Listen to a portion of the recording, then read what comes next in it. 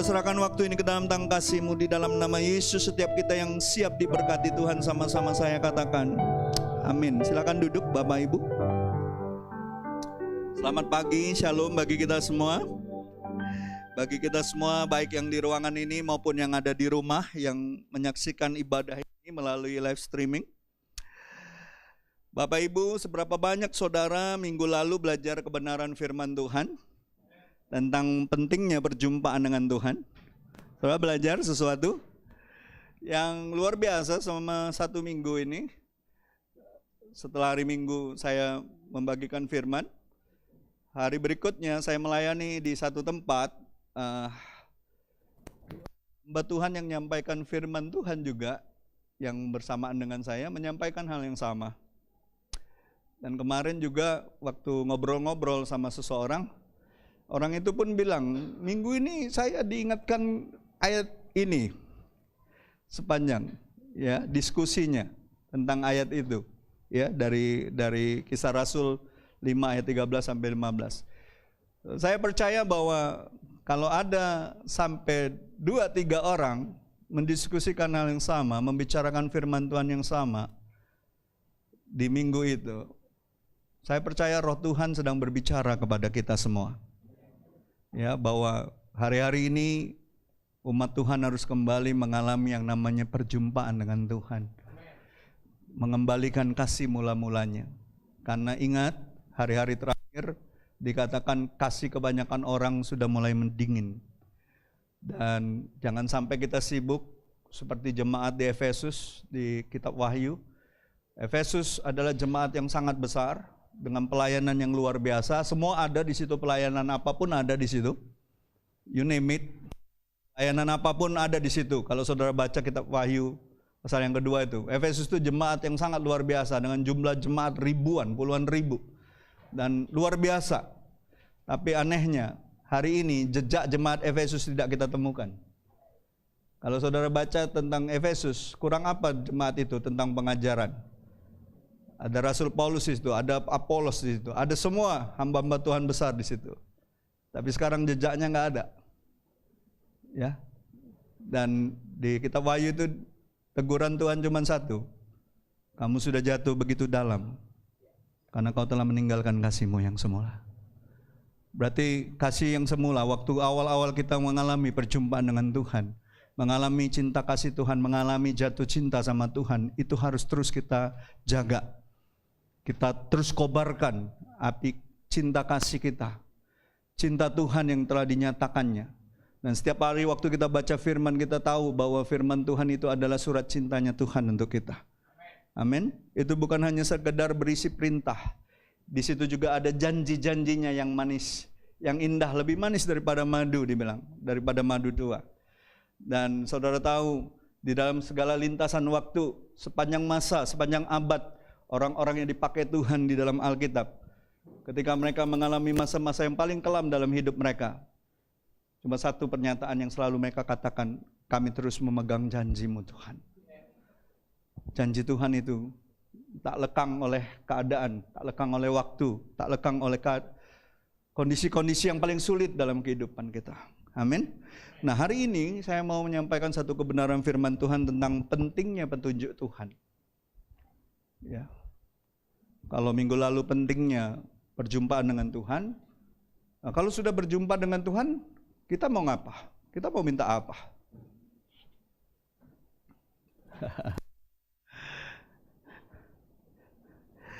Oh, kita mau minta apa sama Tuhan?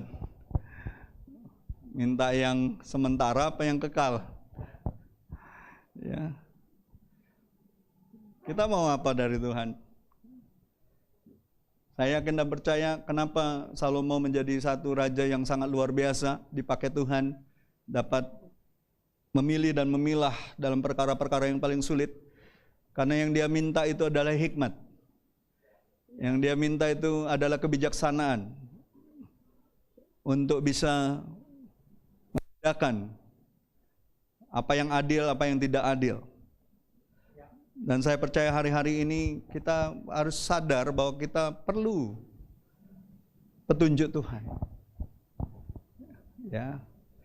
Mari kita lihat Mazmur 25 ayat 4. Kita baca sama-sama. 2, 3.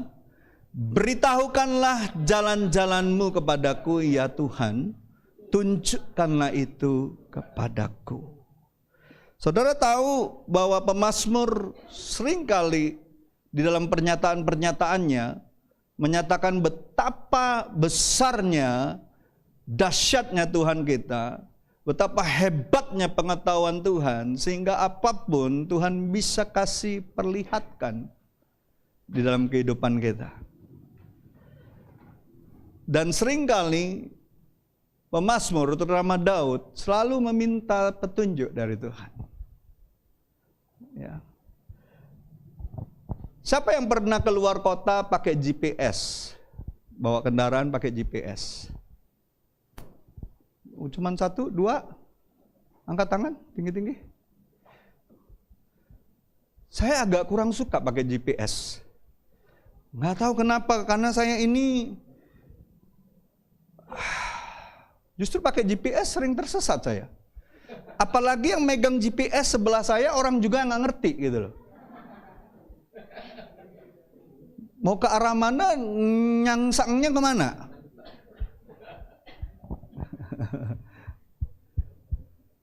Saya nggak tahu dengan saudara, tapi saya membutuhkan banyak waktu yang cukup lama untuk mengetahui betapa pentingnya ternyata mendapatkan arah yang baik dan kita mengikutinya. Saudara, kami pernah ya di Jawa Tengah itu, kita mau balik dari mana tempo hari ya? Salatiga ya. Dari Salatiga dulu, pas mau pulang ke Solo lagi, mau lewat Clayton. Clayton tahu Clayton? Klaten. Itu bahasa Belandanya, Clayton.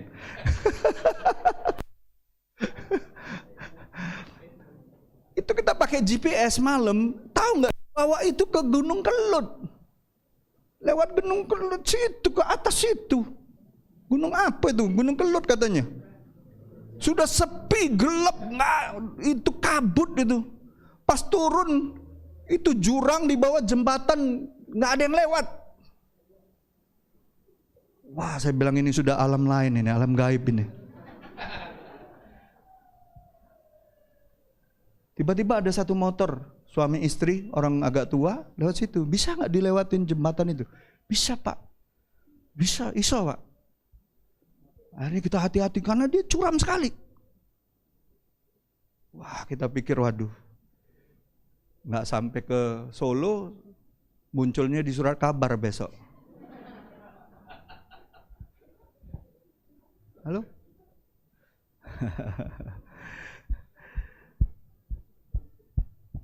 Nah, banyak dari kita seringkali dalam hidup ini seringkali mengabaikan sesuatu yang begitu penting sebenarnya dengan begitu saja, yaitu bagaimana kita butuh petunjuk dan kita harus mengikuti petunjuk Tuhan.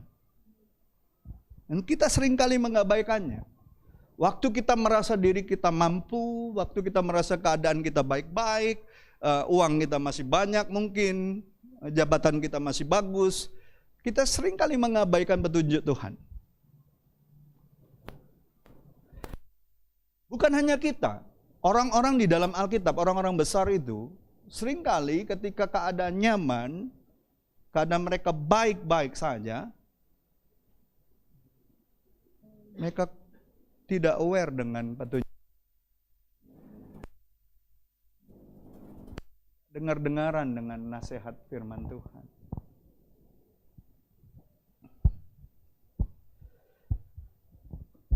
Dan saya percaya kalau kita mengikuti petunjuk Tuhan untuk kehidupan kita sebagai orang percaya, maka kita akan menikmati berkat-berkat Tuhan dan membawa berkat-berkat itu juga bagi orang lain. Tujuan Tuhan memberkati kita bukan hanya untuk diri kita. Tuhan memberikan kita petunjuk, Tuhan memberikan kita arahan, Tuhan memberikan kita hikmat supaya kita diberkati. Tujuannya supaya kita jadi berkat bagi orang lain. Hari ini saya akan membawa kita semua melihat dua tokoh di dalam Alkitab di Perjanjian Lama. Bagaimana mereka betul-betul pribadi-pribadi yang sangat butuh dengan petunjuk Tuhan. Ya, mereka butuh petunjuk Tuhan. Ya. Dan kita akan lihat bagaimana pentingnya petunjuk Tuhan dalam kehidupan kita sebagai orang percaya. Ya. Dua tokoh ini adalah Daud dan Abraham. Mari kita lihat kenapa pentingnya petunjuk Tuhan dalam kehidupan kita. Yang pertama, silakan poin yang pertama. Slide-nya. Saya mau kasih tahu kepada kita semua, mulailah setiap hari untuk menunggu petunjuk Tuhan. Kita lihat Mazmur 5. Doa pada pagi hari. Saudara, doa bukan hanya untuk kita meminta sesuatu yang kita butuhkan. Bukan hanya hal-hal yang kita butuhkan di dalam kehidupan kita yang dalam hal ini berbicara materi ataupun penyediaan Tuhan. Doa bukan juga untuk sekadar kita menahan kekuatan musuh untuk tidak menyerang kita. Tapi doa adalah sarana untuk kita mendengar petunjuk Tuhan. Kan doa bukan hanya satu arah. Doa kan adalah hubungan kita, komunikasi kita dua arah dengan Tuhan. Nah, makanya dikatakan di sini perikopnya doa pada pagi hari untuk pemimpin biduan dengan permainan suling Mazmur Daud. Saya dari tadi pagi renungkan ini sama Ibu Irma, saya bilang Daud ini nyanyikan ini Mazmur 5 ini. Pakai suling, kira-kira lagunya seperti apa? Ibu Irma cuma geleng-geleng kepala. Saya percaya ini Mazmur yang indah. Karena diiringi pakai suling. Orang Sunda aja kalau dia pakai suling di tengah sawah lagi habis makan, nyanyi itu orang. Es lilin ma, cece, kelapa muda, panas-panas enak. Dengarnya pasti seneng ya. Saya suka dengan musik-musik seperti itu. Pakai suling kayak gitu aja. Orang Minangkabau juga seperti itu. Pakai saluang. Karena opa saya orang Bukit Tinggi. Saya senang dengar saluang kalau lagi bunyi saluang itu. Mereka seperti berpantun. Saya percaya ini nyanyian yang indah. Di pagi hari bermazmur sambil berdoa. Wow, saya nggak kebayangkan betapa luar biasanya Daud punya kedalaman hubungan dengan Tuhan. Walaupun kita tahu begitu banyak kelemahannya di dalam kehidupannya sebagai seorang pria, seorang bapak, dan juga seorang raja. Tapi Tuhan, oleh karena anugerahnya, selalu memagari dia. Amin. Ada amin saudaraku? Saudara baca sampai habis 5 tadi ayat yang terakhir itu. Kita ini dipagari Tuhan oleh anugerahnya. Amin. Lalu apa kata firman Tuhan di sini? Saya bacakan dengan cepat. Berilah telinga kepada perkataanku ya Tuhan. Indahkanlah keluh kesahku. Perhatikanlah teriakku minta tolong. Ya Rajaku dan Allahku. Mula aku berdoa. Tuhan, pada waktu pagi Engkau mendengar seruanku. Pada waktu pagi aku mengatur persembahan bagimu dan aku menunggu-nunggu. Seberapa sering kita berdoa itu juga kita sadar itu waktu kita menunggu-nunggu. Bukan hanya kita nyerocos ngomong. Ada waktu kita diam untuk menunggu, mendengar petunjuk Tuhan. Lalu dikatakan sebab Engkau bukanlah Allah yang berkenan kepada kefasikan. Orang jahat tak akan menumpang padamu, pembual tidak akan tahan di depan matamu. Engkau membenci semua orang yang melakukan kejahatan. Engkau membinasakan orang-orang yang berkata bohong. Tuhan jijik melihat penumpah darah dan penipu. Tetapi aku berkat kasih setiamu yang besar, aku akan masuk dalam rumahmu, sujud menyembah ke arah baitmu yang kudus dengan takut akan engkau. Nah, kalau di sini nih ayat 9 dikatakan, Tuhan, tuntunlah aku ke dalam keadilanmu, karena seteruku ratakanlah jalanmu di depanku. Tapi kalau dalam bahasa Inggrisnya, The Message itu di ayat 8.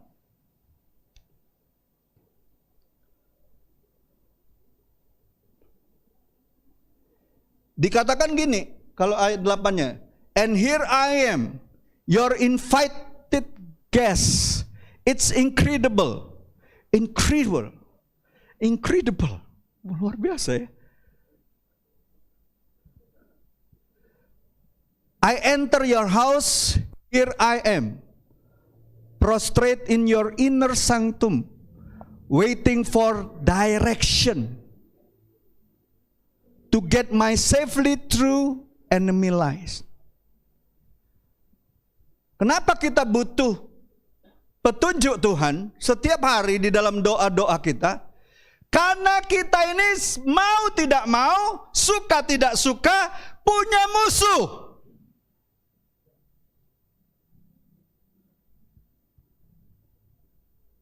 Saya tanya sama saudara, musuh kita siapa?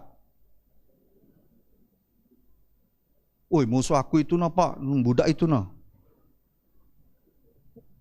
Musuh aku tuh lawan bisnis aku itu pak, yang galak nyarok aku. Bukan. Musuh kita si iblis itu nggak main-main. Bukan kaleng-kaleng. Kejam. Bilang sama sebelahmu, iblis itu kejam. Bukan dia iblisnya, kasih tahu aja. Iblis itu kejam. Tugas dia itu apa? Iblis itu. Yesus bilang apa? Pencuri. Dia itu pencuri. Dia itu kalau cerita anak-anak itu swiper. Swiper, jangan mencuri. Kalau saya swiper mencuri, ngejek kan dia, ngejekin Dora. Iya kan? Tapi kalau iblis ini dia sudah curi, dia bunuh, dia binasakan kita. Makanya Daud katakan apa? Waiting for direction, aku menunggu petunjukmu, supaya aku ini kau bawa aman ketika melewati garis-garis musuh. Siapa yang pernah nonton Behind Enemy Lines? Siapa? Berapa orang yang sudah nonton Behind Enemy Lines? Oh, saudara mesti nonton film itu. Itu kisah nyata.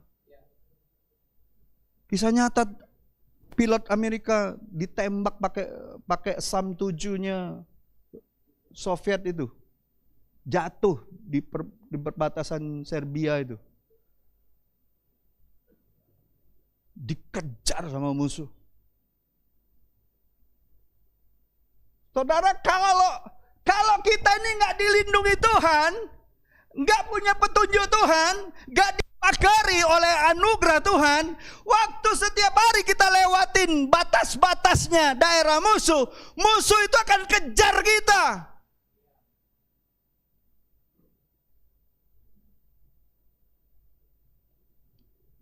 Dan kalau musuh kejar kita, tujuan dia cuma satu, dia akan binasakan kita. Siapa yang pernah baca tentang Elisa dan Gehazi dikepung di kota Dotan? Yang lain nggak pernah baca ya? Nggak baca ceritanya? Gehazi bilang, waktu dia lihat ke bukit-bukit itu, Gehazi bilang sama Elisa, oh tuanku, nak mati nian tuan katanya, lari kelilingi musuh gitu. Lantak lah gitu nih. Lokak punah katanya. Tapi Elisa bilang apa? Tenang. Yang menyertai kita lebih banyak daripada musuh-musuh kita. Makanya apa yang dilakukan oleh Elisa? Dia berdoa. Dia berdoa untuk Gehazi. Didoakan Gehazi. Sekarang lihat. Waktu Gehazi lihat lagi. Astaga. Tuhan, ngelapor lagi dia. Luar biasa. Report. Ada kereta tentara berapi mengelilingi bukit-bukit di kota Dotan ini. Lalu apa yang terjadi? Orang-orang yang mengepung itu kan nyari Elisa, betul? Saudara tahu kan ceritanya? Nyari Elisa kan? Elisa berdoa ketika mereka mulai turun ngepung itu, mau nyari dia berdoa, Tuhan butakan mata mereka. Apa yang terjadi orang-orang itu? Mereka nggak tahu yang mereka temui itu Elisa. Kata Elisa, kamu nyari Elisa ya? Yuk ikut aku katanya. Ikutlah mereka tentara-tentara itu. Dibawa oleh Elisa kemana? Ke Samaria. Waktu sudah sampai Samaria, kembali dia berdoa. Tuhan, celikkan mata mereka. Pas mereka celik mata, sudah dikepung tentara Israel di tengah-tengah tentara Israel. Raja Israel bilang sama Elisa, kita bunuh aja mereka. Elisa bilang jangan kejemnian sama musuh. Njuk makan. Bukankah Yesus juga bilang gitu? Kalau musuh mau lapar, kasih makan. Amin. Dikasih makan, dikasih minum, dikenyangin. Ujungnya apa? Disuruh pulang. Enggak dibunuh, satu pun enggak disenggol. Lalu apa? Alkitab katakan, sejak saat itu gerombolan apa? Aram tidak pernah lagi menyerang Israel. Makanya penting sekali ketika kita punya petunjuk Tuhan. Waktu kita punya petunjuk Tuhan, musuh kita itu gak bisa lihat kesalahan-kesalahan kita. Gak bisa lihat hal-hal yang bisa menjadi celah bagi kita untuk diserang. Bahkan kita menjadi orang-orang yang memberkati musuh-musuh kita. Sampai pada akhirnya mereka malu sendiri dan tidak akan pernah menyerang kita kembali.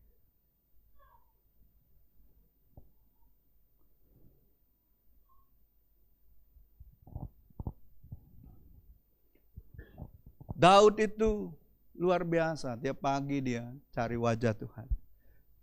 Mungkin zaman dulu nggak tahu ya, sudah ada kali lagu itu ya. Ku cari wajahmu, temukan kasihmu. Oh bukan Tuhan yang jauh dariku. Bilang sama senggol sebelahmu, Tuhan tidak pernah jauh dari kau.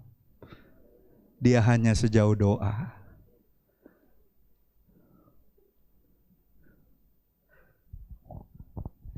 Keren ya.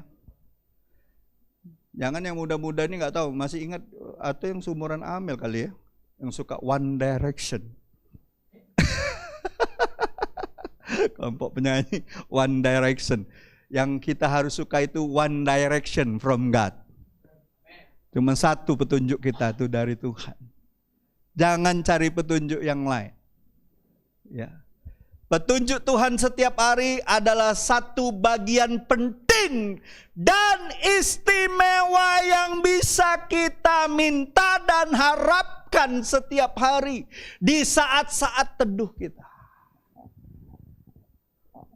Setiap hari bisa kita minta. Mintalah, kata Tuhan, maka akan diberikan kepada Allah. Ya. Itu istimewa kalau Tuhan kasih kita petunjuk. Percayalah, hari itu kalau kau dapat petunjuk Tuhan, hari itu akan menyenangkan, Hari itu akan penuh sukacita. Hari itu kau akan produktif kerjakan sesuatu.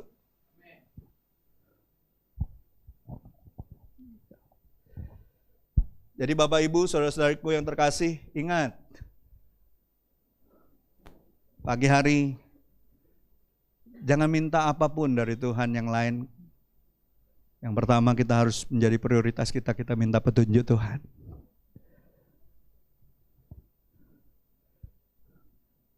Minta petunjuk Tuhan. Kita itu anak-anak yang Dia kasihi. Nggak ada bapak yang nggak sayang sama anaknya. Ya pasti akan kasih. Karena kita nggak minta yang aneh-aneh. Halo?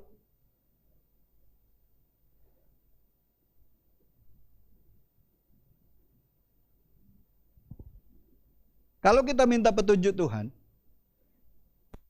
tentang satu hal yang mau kita kerjakan, kalau itu dari Tuhan, petunjuknya dari Tuhan, hasilnya akan melebihi apa yang bisa kita doakan dan harapkan. Amin. Tapi kalau kita nggak minta petunjuk Tuhan, oh siap-siap kau akan letih, lesu, lemah, letoy.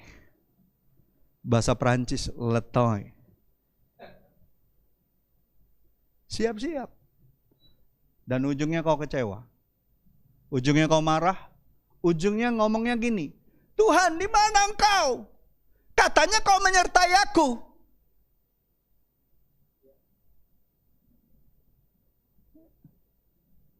Giliran kecewa, pakai ayat firman lagi. Katanya kau menyertai aku.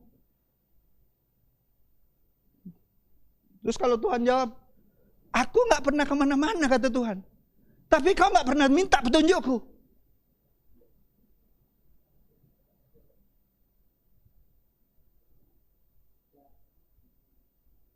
Tuhan gak pernah kemana-mana kok. Dia sama-sama kita. Dia rindu pimpin kita. Ingat gak minggu lalu? Kita ini harus sadar keberadaan diri kita, posisi kita. Seperti Joshua, sadar. Dia nyembah Tuhan. Dia nyembah malaikat Tuhan itu. Dan dia sadar bahwa Israel hanya bagian daripada tentara Allah yang harus mengikuti petunjuk Tuhan. Bukan Tuhan yang mengikuti maunya kita. Enggak seperti itu cara kerja kerajaan sorga. Kita yang ngikuti maunya Tuhan. Makanya saya paling suka dengan lagu anak-anak sekolah minggu itu, suka-sukamu Tuhan itu. Kalau lagi ngadepin banyak masalah, nyanyi aja lagu itu, suka-sukamu Tuhan. Suka-sukamu lah Tuhan. Kalau Tuhan yang suka dengan caranya yang seperti itu, kita harus percaya cara Tuhan jauh lebih besar daripada cara kita. Kita nggak ngerti saat itu. Kalau kita langsung ngerti cara Tuhan, dia bukan Tuhan. Terlalu kecil ternyata apa yang dipikirkan Tuhan. Justru karena kita nggak banyak ngerti, nggak tahu apa-apa, cuma mau nurut, taat, disitulah Tuhan akan menunjukkan kebesarannya.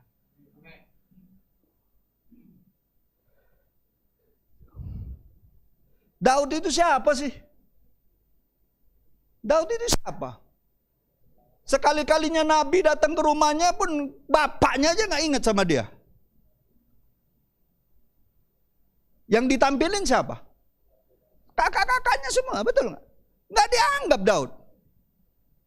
Tapi waktu Nabi itu katakan, cuman sama ini anak kau. Aduh sih kok lagi aku tahu. Oh iya, aduh nah lagi ngembalakan dombaku nah di ladang. Budak ladang dia tuh ngapain disuruh sini.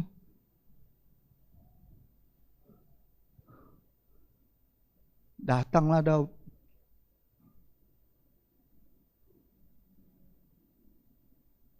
Nabi aja berpikirnya gini, masa sih ini yang tadi kakak-kakaknya gagah semua, perkasa semua, masa sih ini? Tuhan bilang jangan pandang paras dan rupanya.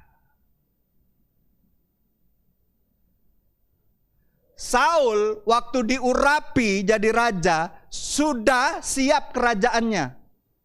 Bangsa Israel memang ingin punya raja. Daud waktu diurapi, apa yang terjadi sama dia? Dikejar-kejar, nak dibunuh. Sengsara. Belasan tahun dia sengsara karena pengurapan itu.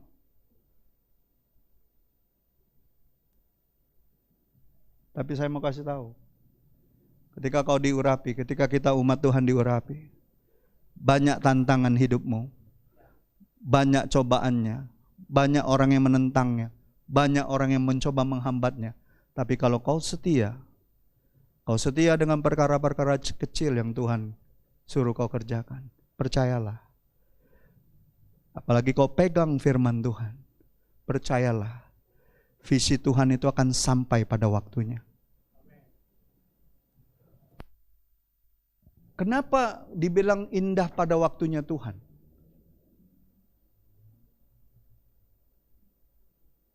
Karena waktu kita sama waktu Tuhan beda. Tuhan gak dibatasi ruang dan waktu. Bagi kita, mungkin puluhan tahun, bagi Tuhan itu gak sampai sehari. Makanya kalau Tuhan kasih janji, pegang janji itu sampai waktunya Tuhan genap. Sekarang pertanyaannya, seberapa banyak janji Tuhan yang kau simpan dalam hatimu? Saya cek ya. Boleh? Janji Tuhan apa? Catur yang kamu pegang. Bisa nggak kamu katakan sekarang? Ya, coba sebut, yang mana kau simpan dalam hatimu janji? Lama kan dia mikir? Kalau saudara tanya saya langsung jawab. Galatia 3 ayat 29. Karena saya milik Kristus, saya adalah keturunan Abraham. Saya berhak atas setiap janji-janji Allah. Saya pegang itu sampai hari ini. Bahkan sampai mati saya akan pegang.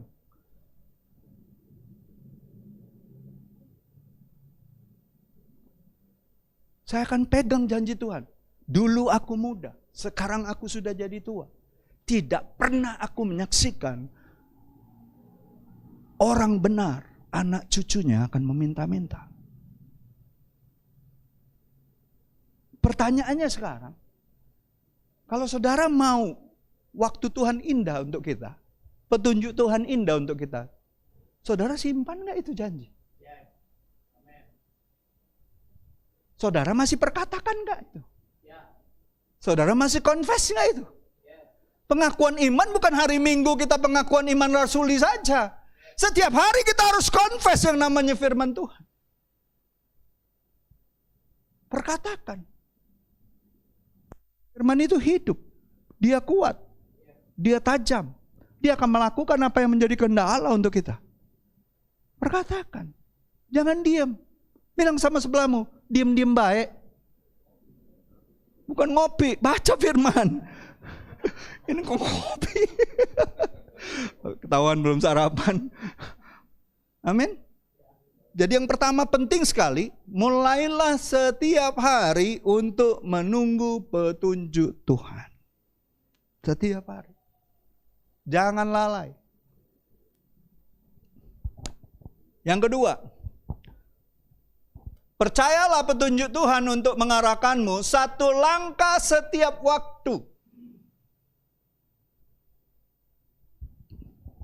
Kita lihat Kejadian 12 ayat 1 sampai 3, tolong dibaca satu orang.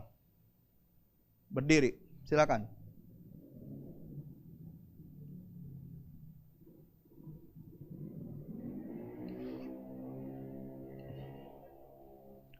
(12 ayat 1 sampai 3). Abraham dipanggil Allah. Berfirmanlah Tuhan kepada Abraham, pergilah dari negerimu dan dari tanah saudaramu dan dari rumah bapakmu ini, ke negeri yang akan kutunjukkan kepadamu. Aku akan membuat engkau menjadi bapa yang besar dan memberkati engkau serta membuat namamu masyhur, dan engkau akan menjadi berkat. Aku akan memberkati orang-orang yang memberkati engkau, dan mengutuk orang-orang yang mengutuk engkau, dan olehmu semua kaum di muka bumi akan dapat berkat. Amin. Ada amin? Tadi makanya saya pegang Galatia 3 ayat 29. Kenapa? Karena kita milik Kristus, kita keturunan Abraham. Dan berhak atas setiap janji-janji Allah. Berhak.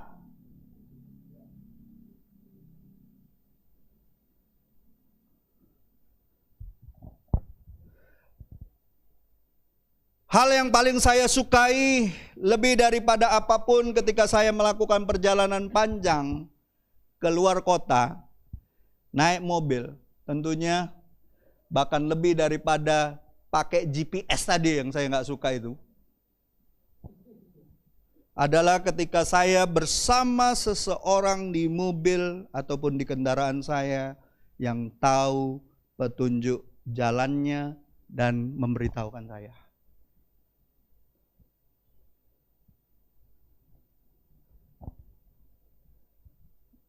Meskipun itu selangkah demi selangkah. Meskipun itu pelan-pelan. Kemana saya harus pergi? Lebih baik ditemani seseorang yang betul-betul tahu jalannya ke sana. Begitu juga dengan kaitannya kehidupan perjalanan hidup kita. Tuhan menawarkan kita melangkah selangkah demi selangkah kepada kehidupan yang membawa berkat.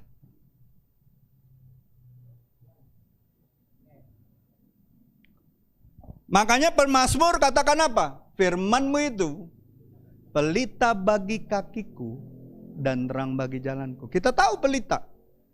Pelita itu cuma nyinari selangkah, 2 langkah paling jauh. Makanya sama Tuhan itu, Tuhan gak mau kita buru-buru dengan langkah kita. Tuhan gak mau kita cepat-cepat berkata-kata.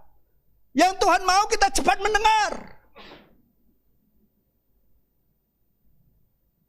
Bukan cepat melangkah.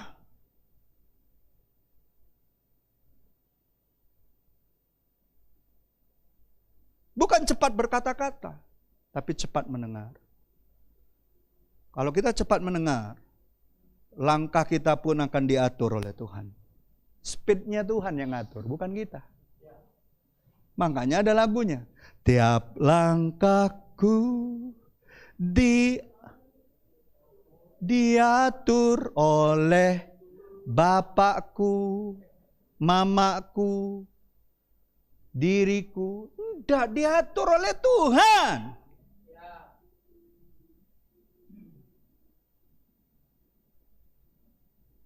Celakalah orang yang mengandalkan manusia, yang mengandalkan kekuatannya sendiri. Tapi kalau kita diatur oleh Tuhan langkah-langkah kita, cepat lambatnya itu waktu Tuhan, bukan waktu kita. Kalau tiba-tiba kok cepat sekali ya? Ya memang sudah waktunya Tuhan mau kasih. Atau kok lama sekali ya? Sabar.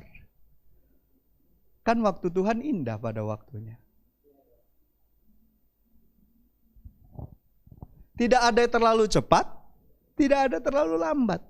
Bagi manusia terlalu lambat Yesus datang ke tempat Lazarus. Kalau Lazarus mati 1 jam, Yesus bangkitkan dia. Orang akan ngomong, itu kan mati suri sebentar baru. 6 jam misalnya dia mati. Mungkin itu ya rohnya kan lagi ngawang-ngawang, ini mau dibalikin. Ini 4 hari coy. Semalam kita baru ngelayat. Baru dari siang sampai malam aja yang namanya orang meninggal sudah badannya sudah membiru seperti itu. Artinya sudah terjadi pembusukan. Lazarus sudah 4 hari. Menurut teknologi paling canggih sekalipun medis, udah mati, udah busuk, gak mungkin lagi hidup. Tapi waktu Tuhan adalah yang terbaik. Makanya waktu Lazarus bangkit, semua orang terkagum akan karya Tuhan. Amin. Yang seperti ini nih, tidak pernah kami jingoknya. Orang bilang seperti itu di zamannya Yesus. Yang seperti ini nggak pernah kami saksikan. Bahkan tidak ada cerita dari nabi-nabi sebelumnya. Amin. Jadi Bapak Ibu, inilah salah satu momen dalam Alkitab, Kejadian 12 ayat 1 sampai 3, di mana Tuhan memulai rencana penyelamatannya untuk manusia. Kan di bab-bab sebelumnya cerita kejatuhan manusia, betul nggak? Sebelum bab 12, sebelum pasal 12 ini, betul nggak? Manusia jatuh dalam dosa, keadaan manusia makin hari makin jahat, Kain bunuh Habel, betul nggak? Terus keadaan manusia, terus ada Babilonia, terus kejatuhan, betul nggak? Terus ada air bah, yang dari Medan itu air bah. Itu dari Medan itu, air bah katanya. Terus Tuhan bikin perjanjian sama Nuh, sampailah akhirnya kepada Abraham. Makanya Abraham dibilang bapak orang beriman.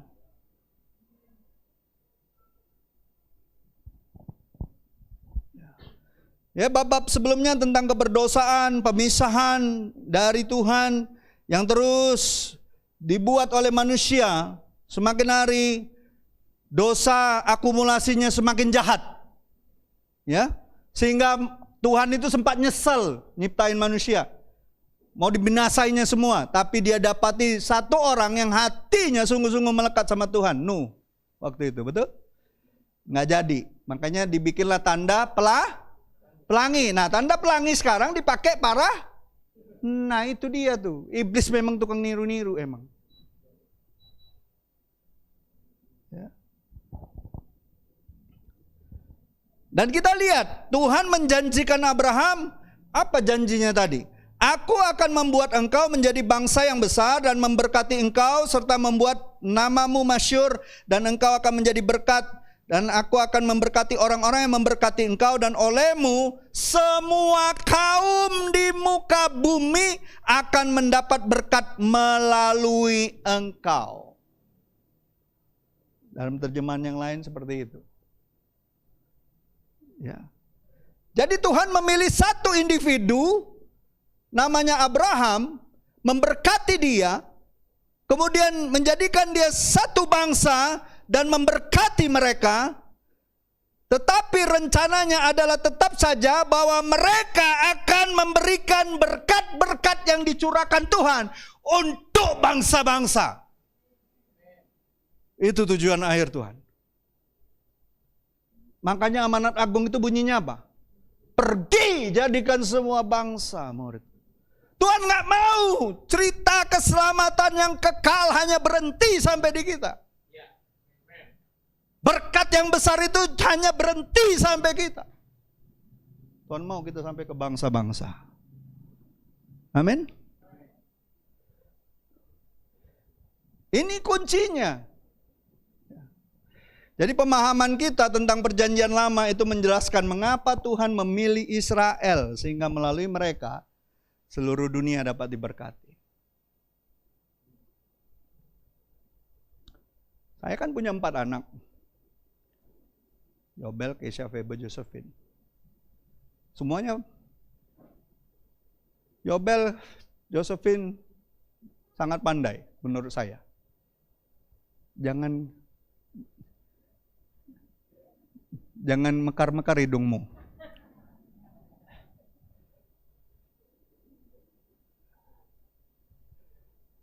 Keisha orangnya santai.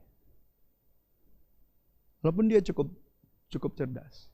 Nah, Febe yang agak, menurut saya, agak keras. Kadang suka-sukanya dia.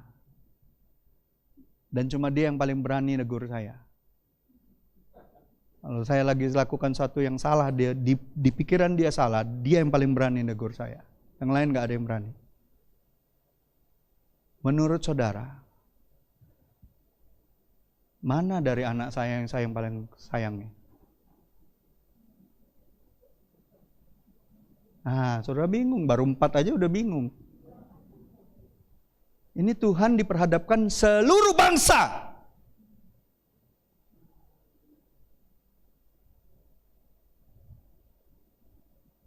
Mana yang paling saya sayangi? Menurut saudara? Siapa yang nomor 1? Oh, nggak ada yang milih. Siapa yang nomor 2? Siapa yang nomor 3? Siapa yang nomor 4? Nggak ada yang benar. Saya sayang semua. 4-empatnya saya sayang. Walaupun Febe paling keras, saya sayang sama dia.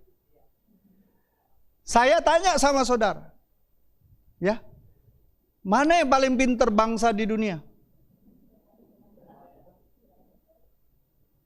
Cek aja itu di penemuan-penemuan dunia, penemuan-penemuan besar. Berapa persen orang Yahudi yang menemukan penemuan-penemuan itu dibandingkan bangsa yang lain? Kita pasti tahu jawabannya langsung, orang itu nah, Israel itu yang paling pintar. Tapi saya tanya sama saudara, mana bangsa yang disebut bangsa tegar tengkuk, bebal minta ampun?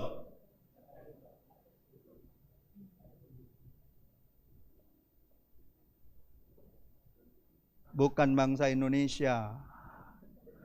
Walaupun katanya negeri 62 berflower, bukan Indonesia.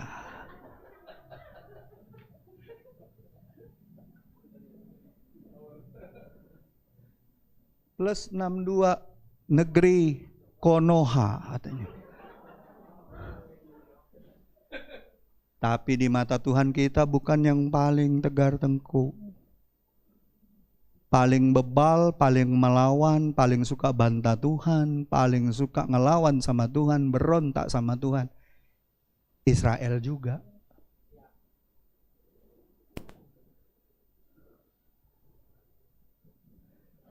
Cuma gara-gara mereka menolak Yesus,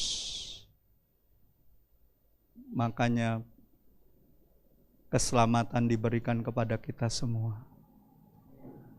Tuhan sayang semua bangsa karena Yesus.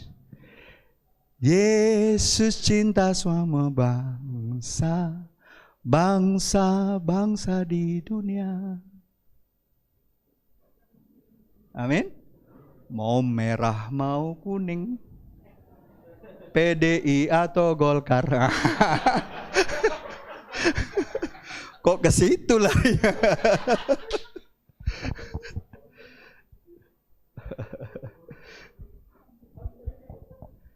Saya mau kasih tahu, pada akhirnya janji yang diberikan kepada Abraham digenapi oleh Yesus.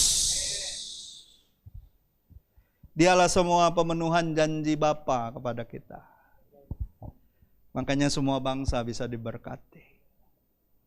Tujuan Tuhan sekarang adalah saudara dan saya dan semua bangsa. Makanya Rasul Paulus menulis ini di Galatia 3 ayat 7 sampai 9.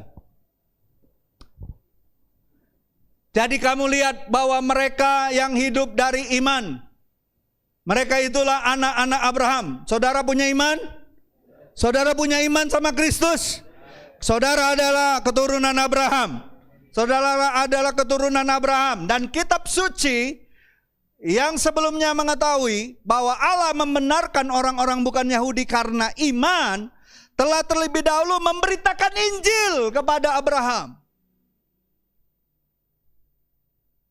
Berarti Injil itu sudah ada dari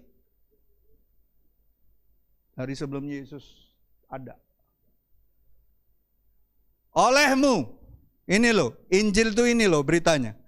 Olehmu segala bangsa akan diberkati. Tunjuk orang sebelahmu. Olehmu segala bangsa akan diberkati. Jadi mereka yang hidup dari iman, mereka yang diberkati bersama-sama dengan Abraham, bapa orang beriman itu. Statement saya, gereja diberkati seperti Abraham dan Israel, bukan demi dirinya sendiri, tetapi untuk membawa berkat bagi seluruh dunia. Waktu saya renungkan firman ini,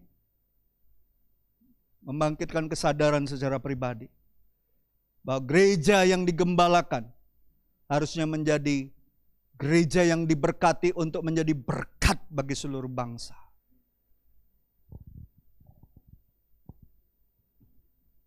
Jadi Bapak Ibu, jika saudara diberkati oleh Tuhan, itu bukan artinya untuk kepuasan dirimu sendiri. Ya. Itu bukan untuk penghormatan dirimu sendiri, melainkan agar saudara dan saya menjadi berkat bagi orang lain. Tuhan memanggil Abraham untuk meninggalkan negerinya, bangsanya, keluarganya, ayahnya, dan pergi ke negeri yang ditunjukkan Allah kepadanya. Lihat, ditunjukkan Allah. Berarti apa? Dia ngikuti petunjuk Allah. Apakah dia tahu kemana? Tidak, dia harus jalani selangkah demi selangkah. Tahu kemana dia dibawa, mau kemana? Nggak tahu. Hanya iman, selangkah demi selangkah. Tiap langkahku diatur oleh Tuhan, sebab tangan kasih-Nya memimpinku. Amin. Jadi saudara harus ngerti, ya. Abraham itu melangkah demi selangkah seperti yang ditunjukkan Tuhan, seperti yang diarahkan Tuhan. Makanya dibilang apa? Abraham menaruh kepercayaannya kepada Tuhan dan mengarahkan dia untuk melangkah selangkah demi selangkah, walaupun dia tidak tahu langkah selanjutnya itu mau kemana. Dia nggak tahu. Tapi dia percaya akan janji-janji Allah. Dia nggak tahu melangkah kemana Tuhan mau bawa, tapi dia pegang janji. Tuhan kan sudah janji, aku akan memberkati kamu, aku akan jadikan kamu bangsa yang besar. Kamu punya keturunan sebanyak pasir di laut, sebanyak bintang di langit. Dan semua bangsa akan diberkati oleh keturunanmu. Betul nggak? Itu aja dia pegang. Sebelumnya kan Abraham bukan penyembah Allah. Dia penyembah berhala kan. Tapi dia taruh kepercayaannya kepada Tuhan.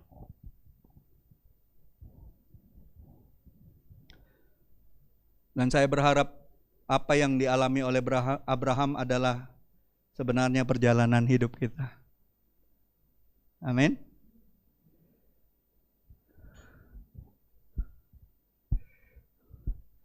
Ya, kadang-kala Tuhan kasih gambaran umum untuk apa yang kita lakukan. Namun untuk detail-detailnya, Tuhan mau kita melangkah selangkah demi selangkah, mengikuti petunjuk Tuhan.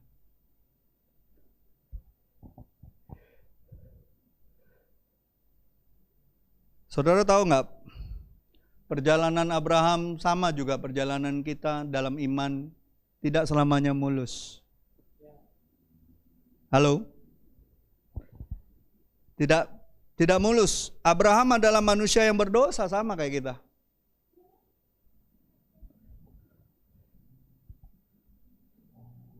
Ini kan banyak salahnya.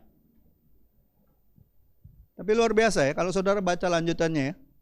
Kejadian 12-13, dibilang Abraham itu diberkati Tuhan dengan kekayaan yang luar biasa. Yang kedua, dia punya istri yang sangat cantik. Sarah itu cantik. Jadi kalau ada yang nanti mau melahirkan anaknya tahu perempuan, dan saudara ingin cantik, kasih nama Sarah. Sangat cantik dibilang. Tapi kan Abraham ini agak sontoloyo juga. Waktu masa kelaparan ke Mesir, takut dibunuh oleh orang Mesir, ngomong sama bininya, "Kaget kau, jangan ngaku bini aku. Kau tuh adik aku ngakunya, supaya aku jangan dibunuh." Lalu kan punggawa-punggawa Firaun kan lihat kan, "Wih cantik nian betino ini." Di pintu gerbang malah heboh, "Wih cantik nian betino ini." Sweet. Ngelapor mereka sama Firaun kan? Lalu Firaun ngundang kan? Baca nggak cerita itu? Saudara nggak pernah sampai di situ ya? Baca Alkitab sampai di halaman depan sampai terakhir aja ya? Sama kayak sekolah cuma sampai pintu gerbang ya? Sekolah nian, oi.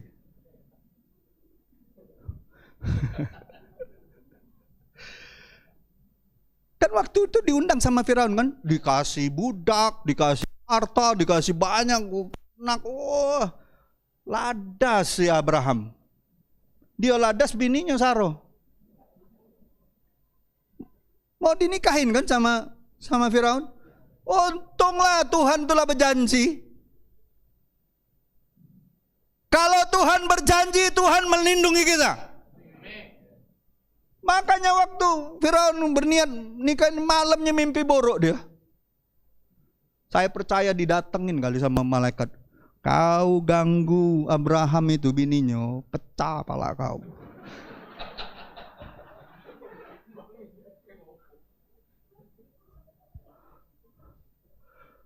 Bener loh, Firaun itu ketakutan loh. Kira-kira mimpinya, ini kan cuman rekaan saya aja, fiksi kan. Tapi mungkin lebih menakutkan dari itu, didatengin. Saudara pikir iblis menakutkan? Tuhan kalau murka lebih menakutkan. Halo? Jangan saudara pikir iblis menakutkan. Tuhan itu lebih menakutkan kalau dia murka. Apalagi dia tahu kita sebagai anaknya diganggu sama hal-hal ataupun orang-orang ataupun siapapun yang mencoba mengganggu biji matanya. Firaun itu besoknya langsung disuruhnya cari si Abraham itu. "Woi kau nih, kate otak nih kau nih. Bini kau kan itu. Pergi kau. Kalau itu harta, aku udah kalah urus lagi." Berapa generasi berikutnya terjadi hal yang sama.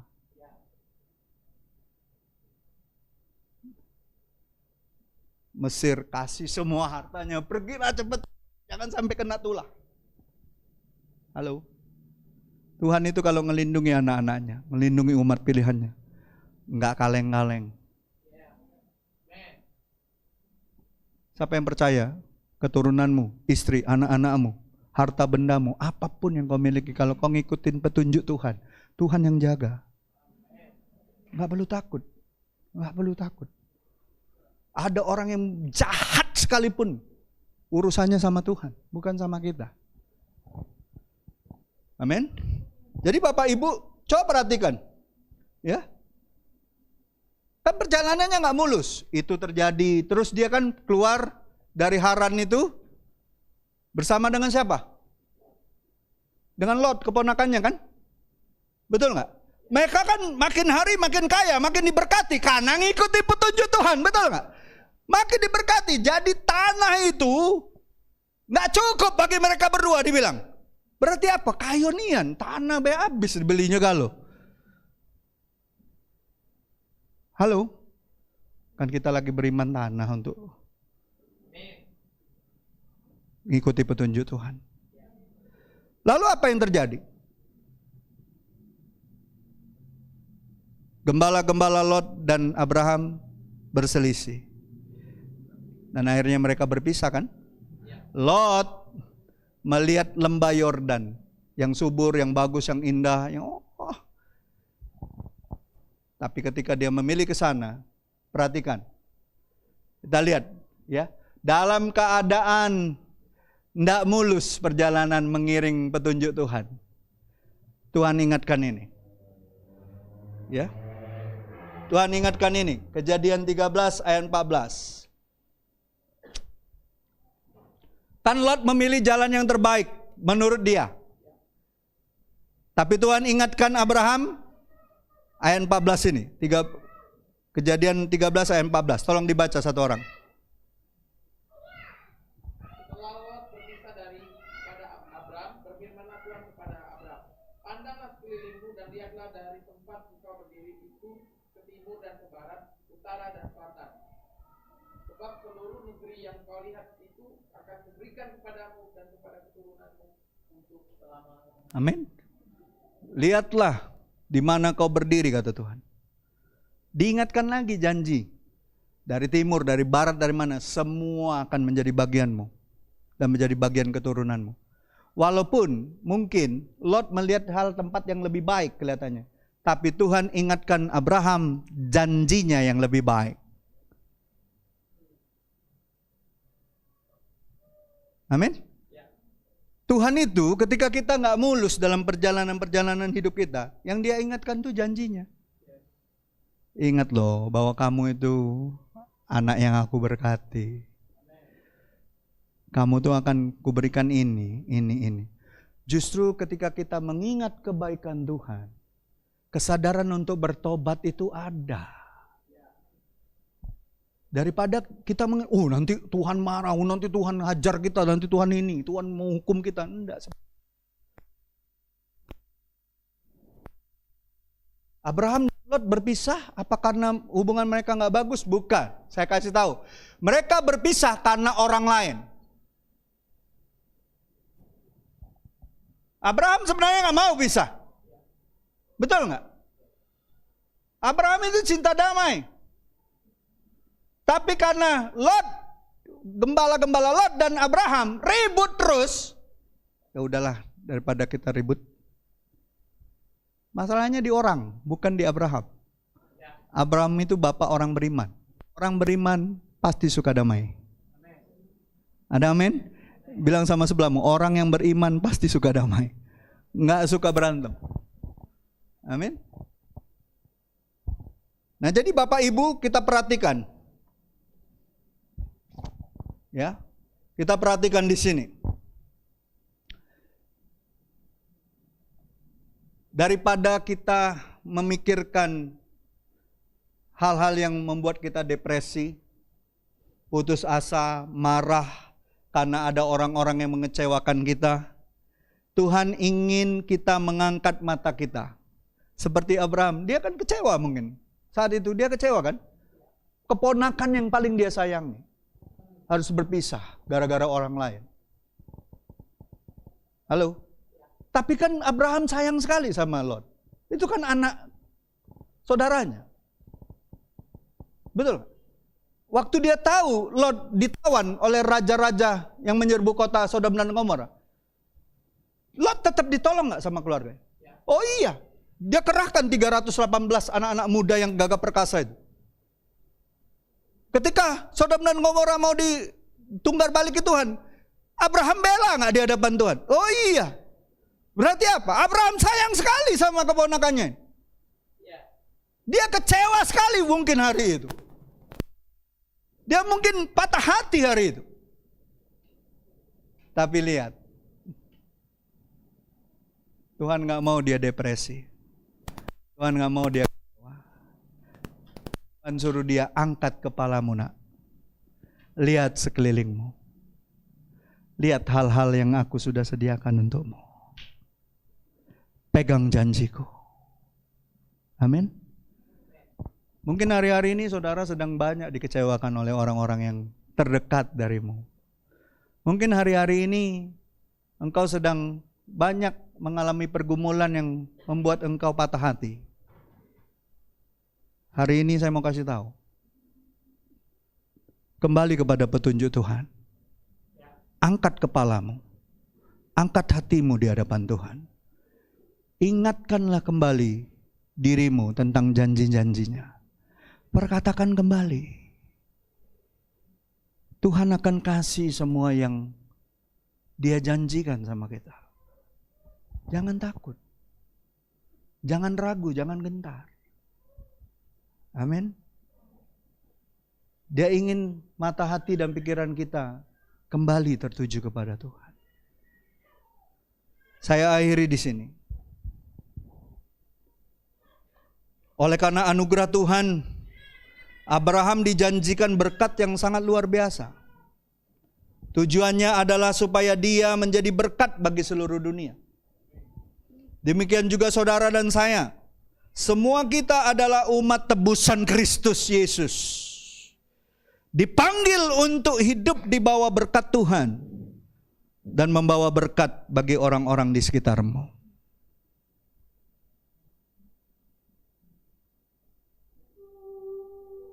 Siapa yang mau setiap hari sepanjang hidupmu engkau mendapatkan petunjuk Tuhan?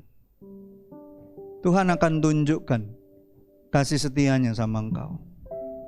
Tuhan akan tunjukkan jalan-jalannya kepadamu. Bahkan di saat-saat kau paling terpuruk, kecewa, marah, merasa tidak ada orang yang pedulikan hidupmu, merasa banyak orang-orang yang tadinya dekat denganmu mulai menjauh daripada engkau.